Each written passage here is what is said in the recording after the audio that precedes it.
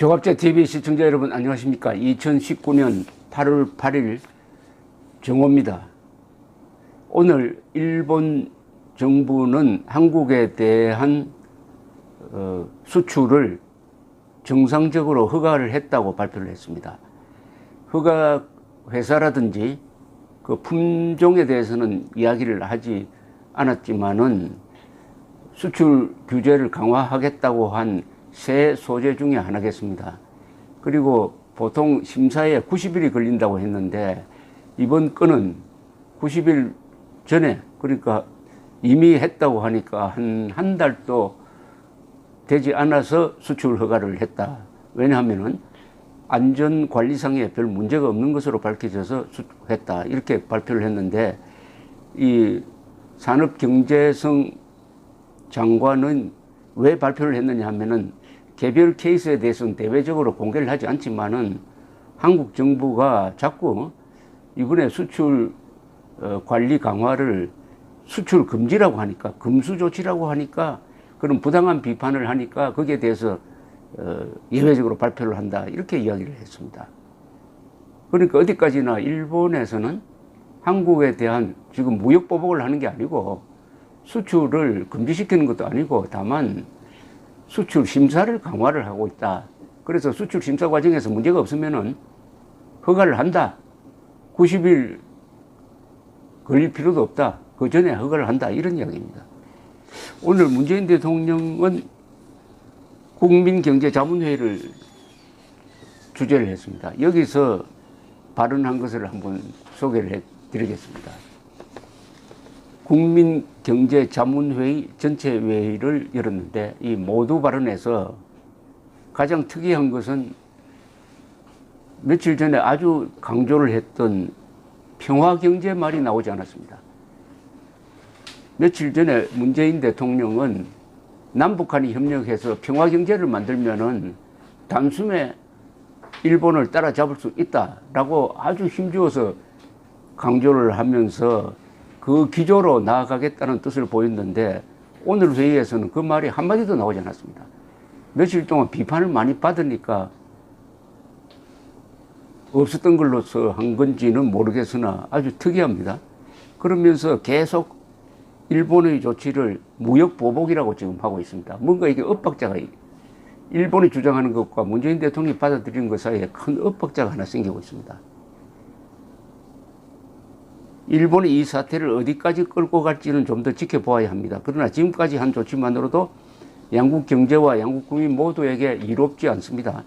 자유무역 질서와 국제분업구조의 신뢰를 무너뜨리는 조치로서 전 세계도 우려를 표하고 있습니다.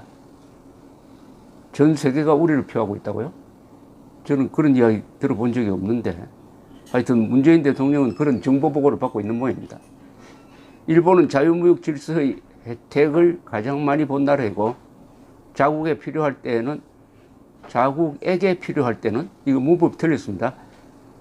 자국에라고 해야 됩니다. 에게는 사람에게 붙이는 겁니다. 자국에게가 아니고 자국에 필요할 때는 자유무역주의를 적극 주장해온 나라이므로 일본의 조치는 매우 이율배반적입니다. 일본이 일방적인 무역 보복 조치로 얻는 이익이 무엇인지 모르겠습니다.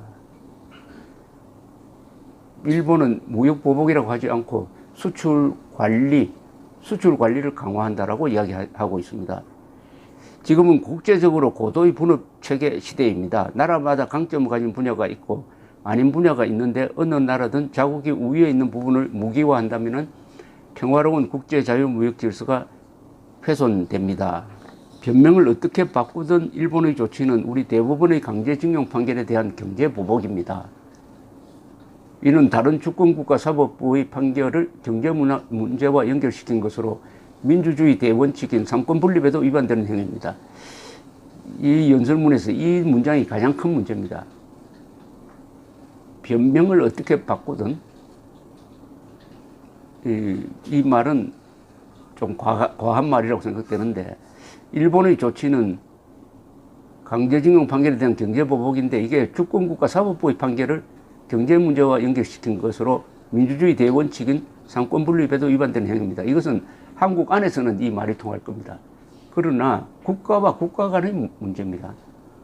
사법부의 판결이 일본과 맺은 청구권 협정을 정면으로 위반하고 있습니다. 그러면은 그 피해를 보는 일본이 자구적 조치를 취하는 것은 국제법상 허용되는 거죠.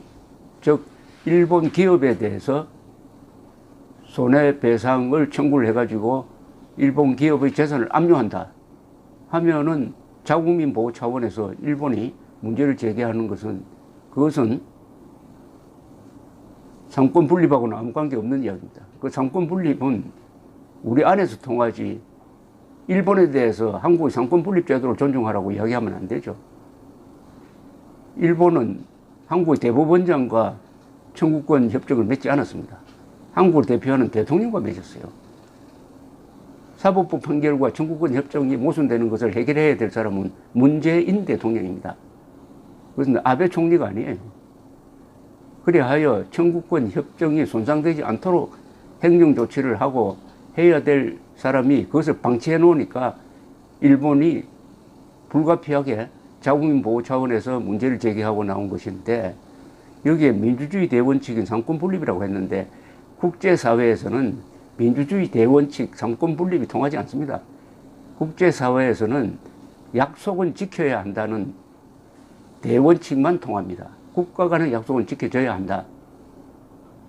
팍타, 순트, 세르반드라는 말이 있습니다. 팍타, 순트, 세르반다, 라틴어입니다. 약속은 지켜져야 한다. 약속은 지켜져야 한다. 그 약속을 대한민국 대법원이 깨고 한국 정부가 방치하고 있으니까 일본 정부가 문제를 제기한 것인데, 주권국과 사법부의 판결을 존중한다. 민주주의 대원칙인 상권 분립에도 위반되는 행위다. 이게 국제사회에서 먹히겠습니까? 자체 모순입니다. 더구나 이 사법부의 판결이 누가 봐도 이것은 법률 기술자가 아니라도 누가 봐도 청구권 협정에 위반되는 것은 이것은 부인할 수 없다고 생각을 합니다. 그래서 오늘 이 연설이 공허하게 들리는 것은, 첫째, 그렇게 강조했던 남북 간이 협력해가지고 일본을 따라잡자는 이 평화경제는 어디로 갔느냐는 거죠. 평화경제라는 신조, 자유시장경제, 사회주의 경제가 있지 평화경제가 어디에 있습니까? 평화가 경제의 무슨 단위가 됩니까? 자유경제죠. 자유경제. 자유경제 아니면 통제경제. 자유경제 아니면 통제경제지. 평화경제를 영어로 번역하면 뭐라고 됩니까? 피스 이코노미?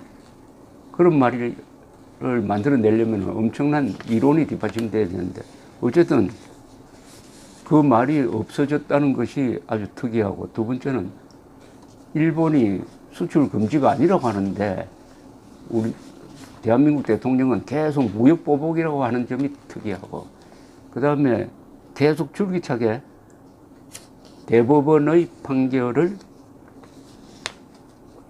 상권 분립 원칙에서 받아들이라고 하는 것도 이게 좀 이해가 안 되는 그런 연설을 했습니다.